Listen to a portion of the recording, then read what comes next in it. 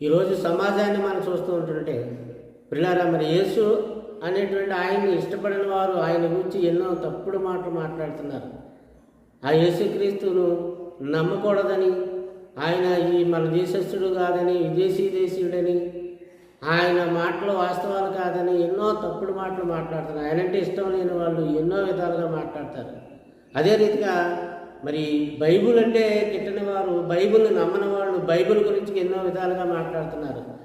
Bible ఒక మత పుస్తకం అంటున్నారు, బైబుల్ మానవ కల్పితం అంటున్నారు, ఆ బైబుల్లో బూతులు ఉన్నాయంటున్నారు. బైబుల్ని నచ్చిన వారు, బైబుల్ ఇష్టపడని వారు, బైబుల్ ద్వేషించేవాళ్ళు ఎందరో ఈరోజు సమాజంలో మనకు కనిపిస్తూ ఉన్నారు.